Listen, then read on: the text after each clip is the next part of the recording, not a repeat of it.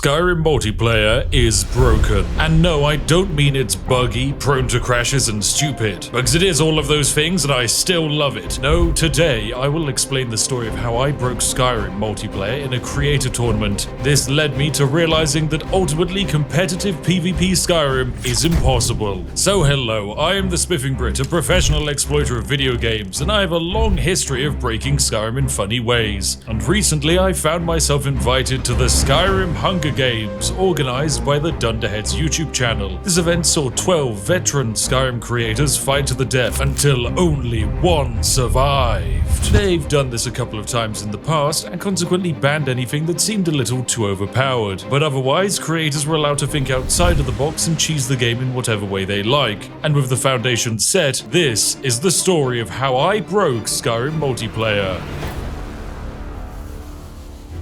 This is my hero today. His name is Blank, like genuinely he doesn't actually have a name. There were no rules on naming characters, so by naming him Blank it makes it harder for me to be identified as a player. It also made it less likely for other players to track me down at the start of the game. After all, I do have a little bit of a reputation. So already we're starting out in a superior position, but it can be better.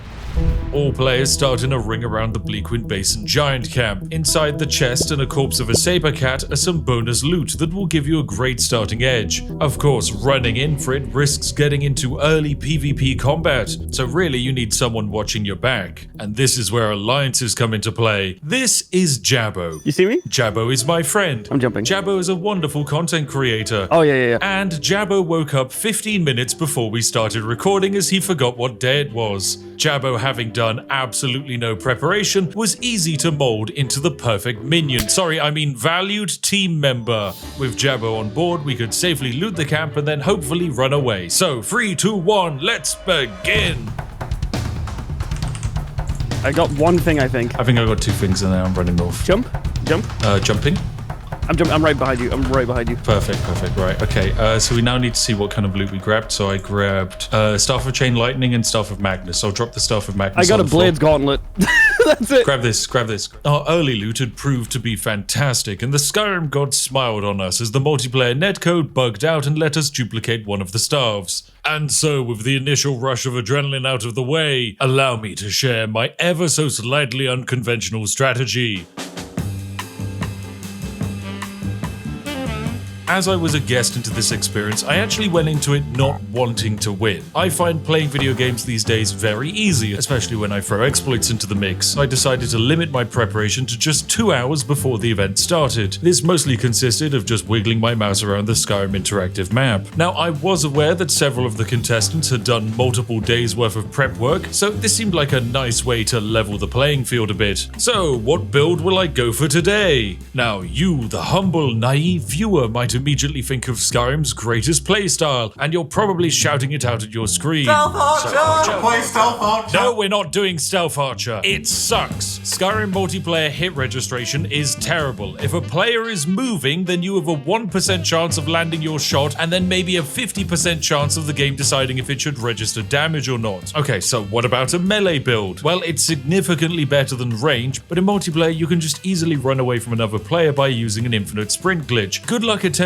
to land a hit then. So really, you need a ranged attack that fires fast, so that way it's guaranteed to hit. This leaves you with the only possible build being magic. Now, do you expect me to build a character that can do the most magical damage and take down other players? No, of course not. I instead spent my 2 hours working out how to mess with the fact that everyone else would be building a mage. Welcome to Operation Magic Turtle, where we intend to sit on our shells and tank all the damage we can. And we're already off to a good start by selecting the race of Breton. This is because Bretons have a natural 25% resistance to all magic. Magic resistance lowers the damage that we receive from spells, and also the time we spend affected by paralyzation. And trust me, the paralyze spell is the meta for Skyrim PvP combat. But the race is now on to create my game-breaking build, and in order to pull it off, we needed money. So we ran up to the Silent Moons camp and easily dealt with the bandits there. Right, we're both looting this bandit camp together.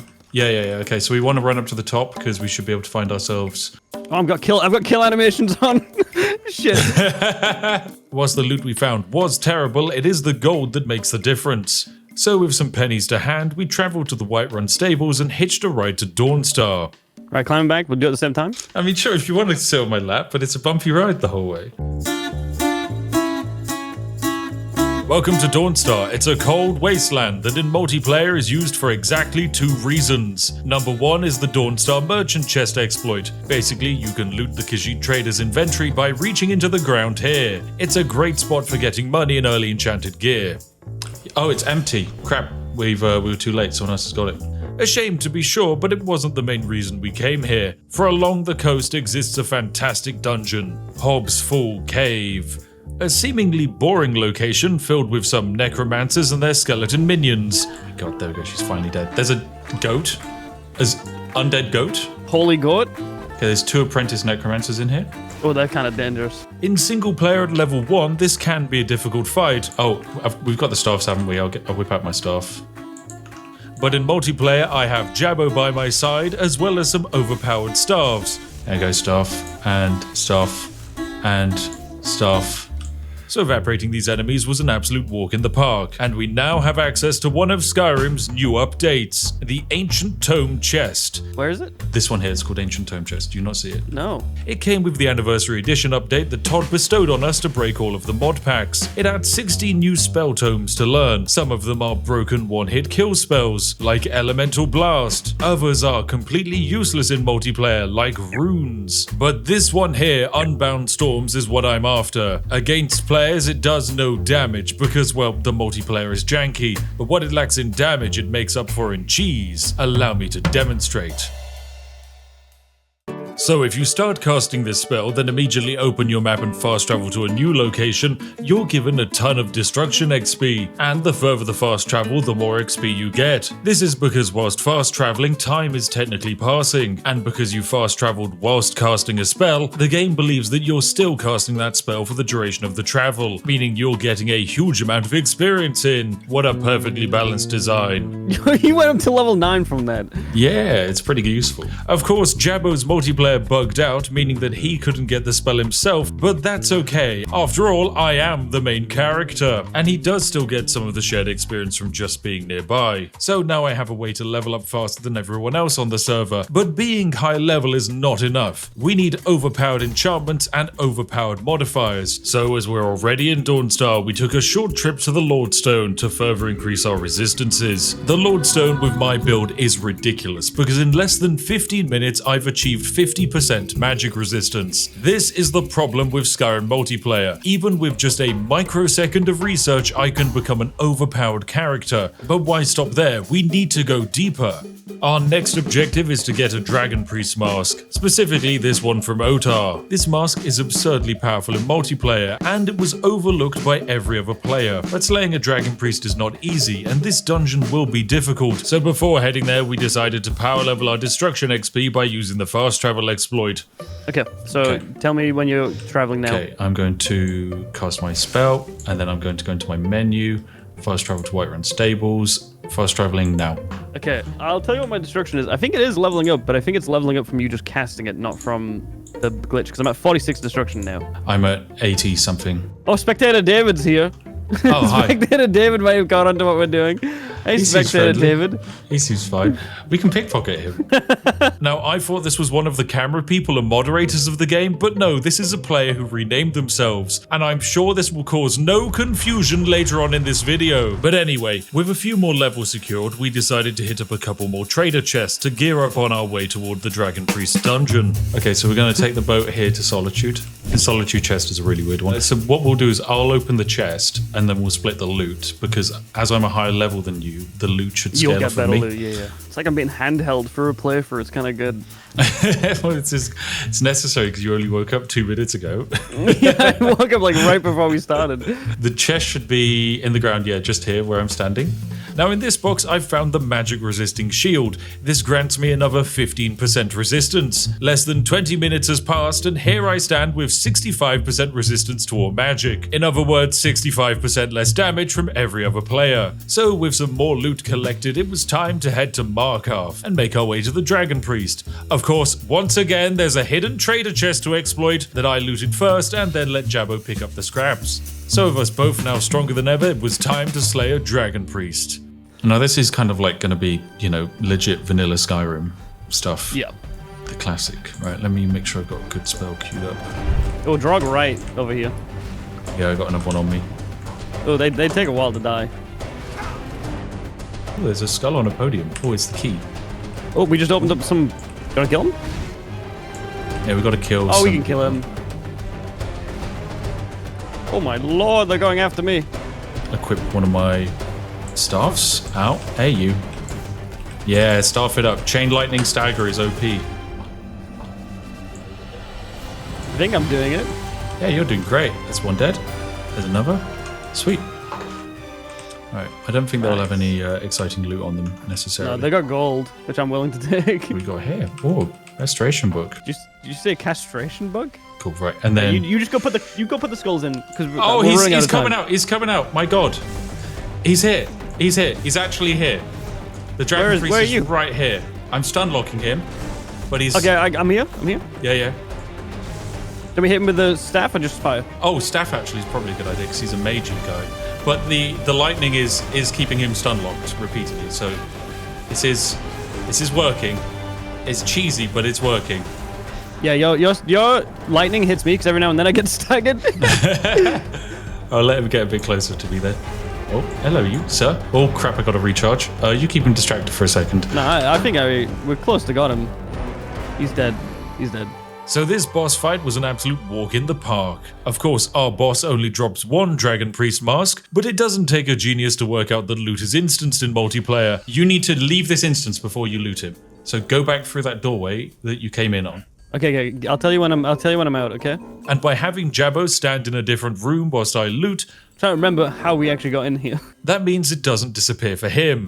Could you go through a doorway? For Christ's sake, I'm just watching you run around I am. the ramparts. Okay. I am now in the doorway. You can loot it. Oh my god. So he simply hops back into the room, loots the body, and would you look at that, we've got 2 Dragon Priest masks. So what does the mask do? Well, it grants a 25% resistance to fire, frost, and shock magic. Of course, those are all the types of magic that players will be using to fight us with. So yes, our magic resistance has now got up to 90%. Truly a perfectly balanced experience. But why stop there? Because we can go even further beyond into the realm of the magical turtle. Say hello to Alteration. The Alteration School of Magic lets you get 2 insane perks. Magic Resistance grants up to 30% magic resistance, and Atronak absorbs 30% of any magical damage. If we grab both of these, it would raise our hypothetical resistance to an absurd level. But hey, it's Skyrim, and like I said, I'd done basically no planning, and this was just my first basic idea. But I hear you shouting out, Spiff, in order to get those perks, you would need to reach Alteration level of 100. There's no way you can do that in such a short span of time. The zone will shrink and you won't be able to win. Well, yes you can. It's actually incredibly easy. Simply visit the Blue Palace and buy the Mage Light spell from this totally not a vampire court wizard. This is a basic alteration spell that casts a ball of light that will stick to a surface. It does no damage, and I doubt that any of you watching have ever used this spell before. However, if you stand outside of Solitude and aim the spell at a nearby mountain, something magical happens. The game bugs out and awards the caster with a stupid amount of alteration experience. This exploit is so fantastic and easy that I'm not even the only player casting the spell. Everyone's power leveling alteration outside of Solitude. They know about the magic resist. Jabbo, however, is not casting the spell as he once again was cursed by the gods and had the multiplayer bug out in a way that left him unable to talk to the court wizard, meaning no spell for him. I think if you actually just stand here, you'll get level ups off of it, so fast travel back to Solitude. Yet more side character sidelining for him to deal with. Meanwhile, in less than 5 minutes, I've achieved max level alteration. Thanks, Todd, that was perfectly balanced. With that, I now have 150% magic resistance. With my task complete, I decided to run off and collect some ingredients for health potions, whilst Jabbo tried to unjank the netcode and buy the Mage Light spell. But whilst I was away, there was an attack. I think I'm dying. Someone's attacking me. I'm fast traveling there. I was just trying to buy the thing, man. Oh, he's got bound sword on and everything. I'm leaving the Blue Palace. I Okay. think the gods attacked me too because of the Yeah, lightning yeah. bolt. Yes, That's okay. me. Oh shit, I accidentally hit him as well.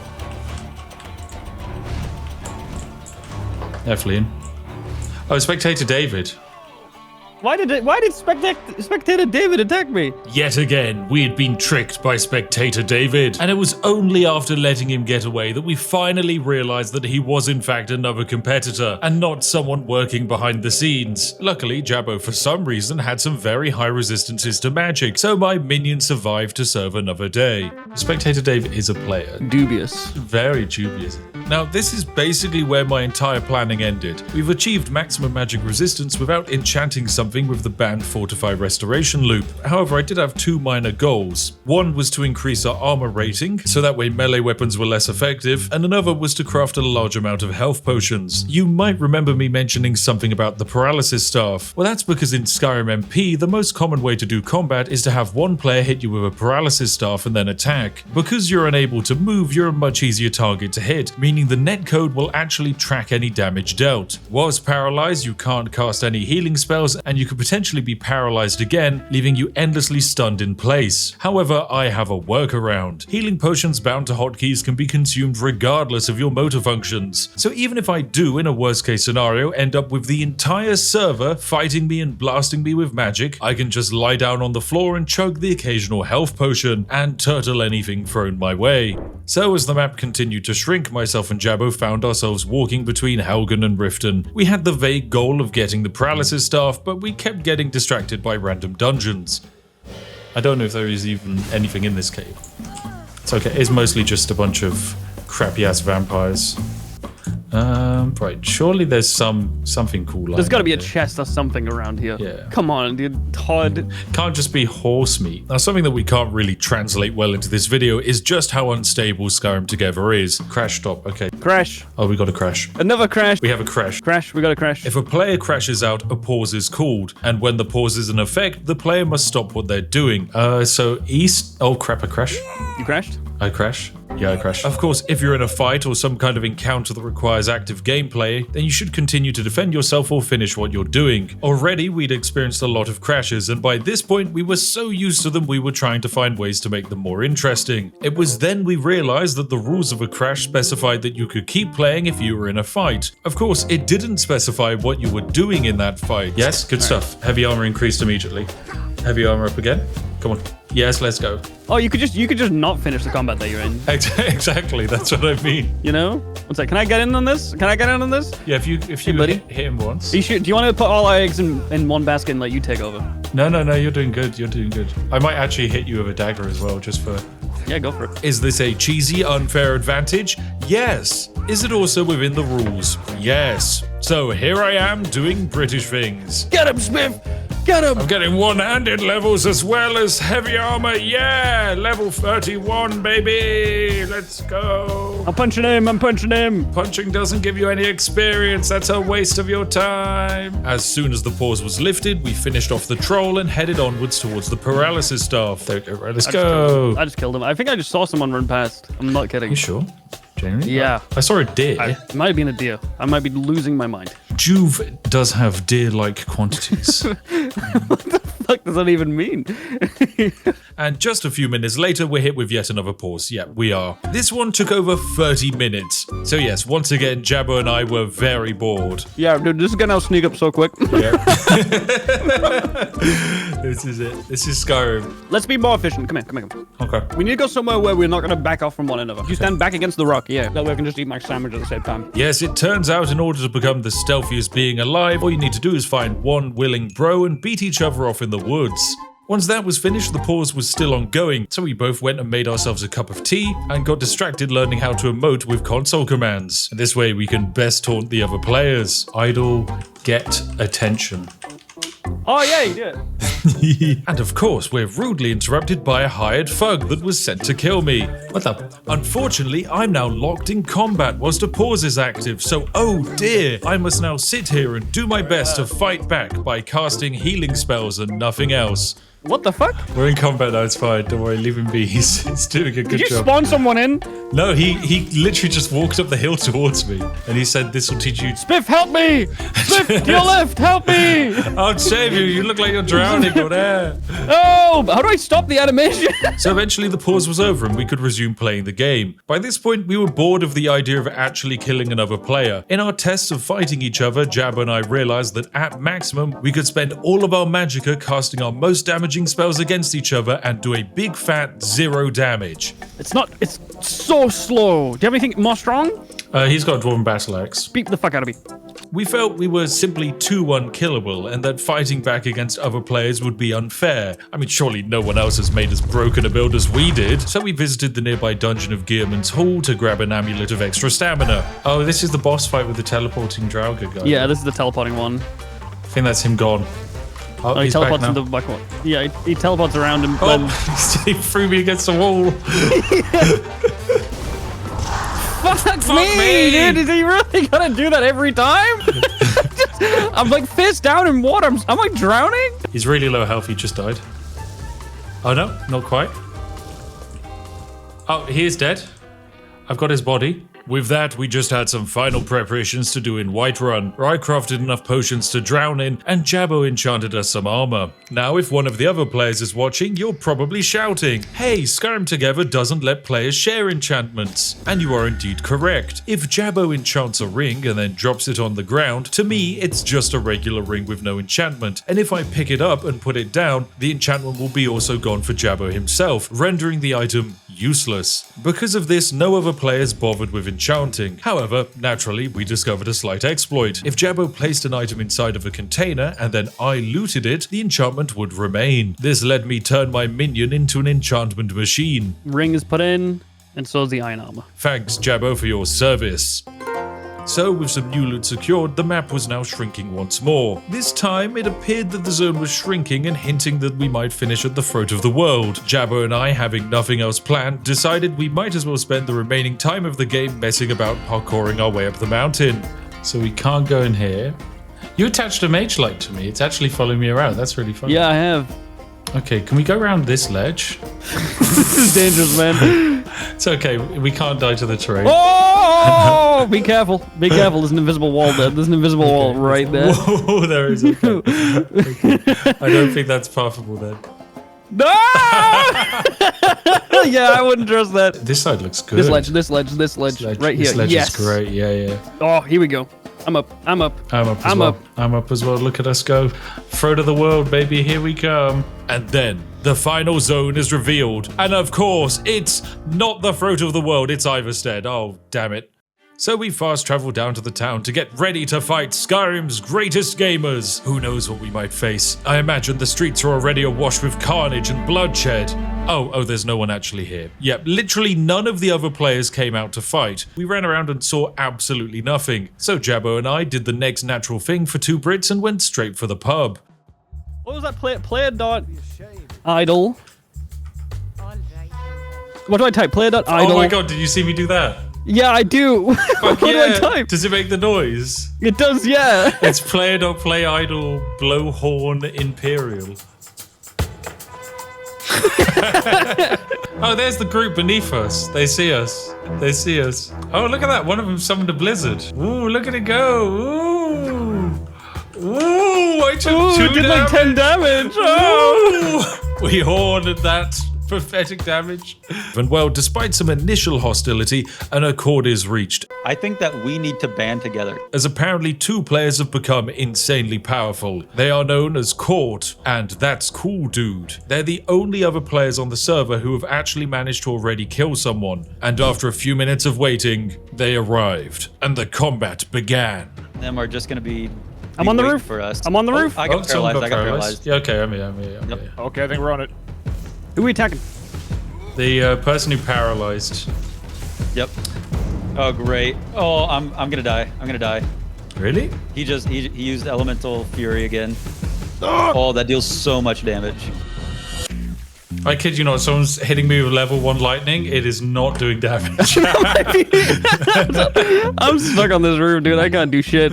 It soon became rather clear to myself and Jabbo that we didn't belong here. Watching the battles play out beneath us whilst being unable to take damage or deal damage was a surreal way of playing Skyrim.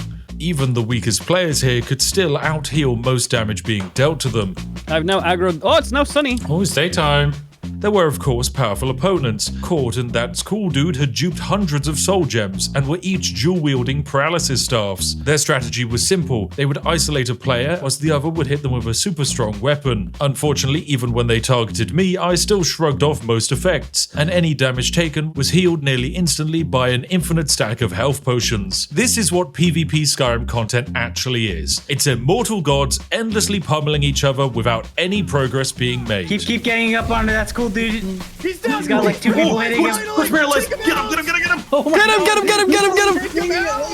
What the fuck? He can't move. He's so slow. Yes, broken players and broken overpowered game mechanics don't actually mix, and every player here has pretty much broken the game, meaning that Skyrim multiplayer is like having multiple versions of broken Skyrim all running parallel to each other, and then when they do collide, you get the most visually insane fight possible, where nothing actually happens. So with the fight outside devolving into people endlessly running around and doing absolutely no meaningful damage, the referees decide that enough is enough, and they shrink the circle again and place everyone inside of the tavern. The result was a chaotic mess, where basically no one could die. Well, I say no one basically, but... Dude, these guys have too much Can someone come into this room and help me? Yeah, hi, what can I do? Get rid of the paralysis guy, block him, buddy block the paralysis guy, buddy block him. Okay, he got me instead, there you go. I'm stuck in third person, it's bugged. Oh yeah, I can see you're in like, you only have like... I'm dead. My loyal minion Jabbo has been brutally slaughtered. No! He was paralyzed and trapped, unable to survive. I mean, he could have actually easily survived if I'd given him some of my healing potions, but I'm not exactly one for sharing. As the dust settled, only 6 players remained of the initial 12, and we were once again in a stalemate with 5 incredibly geared unstoppable gods and the spiffiest boy who for some reason is still alive. At this point, the plan of the referees is to have each player do a 1v1 duel to the death. I chose the spiffiest boy to be my target, because if anyone's going to put him down, it should be me. I don't have a chance of killing you. Like, I'm pretty sure this does nothing. This doesn't even register as a hit. Just Yeah. kill me. Okay. Well, it was a pleasure having you. Goodbye. With my duel complete, the next fight is against Court, one of the dual paralysis staff-wielding Death Knights. Surely this will actually be my end. It's ferocious, it's powerful, it's explosive. It's like watching 2 slow-moving boulders gently bounce off each other repeatedly. Yes, this fight is going nowhere. Even with Court attempting to do maximum damage against me, my health is barely moving. At the same time, I can do no damage against him. So we switch it up and decide to do a fist fight, with no gear equipped at all. Surely this time, with no broken equipment, one of us will be victorious. Let the fight commence! Oh, okay. No, this is also a complete stalemate. Even with 2 naked dudes pummeling each other, our natural passive health regeneration makes us immortal. So yes, this fight is never going to end. Skyrim multiplayer has been completely broken. By that point, it was clear that of the surviving 3 players, who were myself, Dunder Christian, and Court, none of us could actually die. The plan was to declare a winner by having a foot race, but I decided not to partake. I asked Christian to simply finish me off. Can you kill me? You were actually one of the few ones that did manage to do some damage. There we go. Good stuff. Keep it up. Keep it up. Keep it up. Halfway. Keep going. Keep going. Keep going. Keep going. Almost. Congrats, you did it.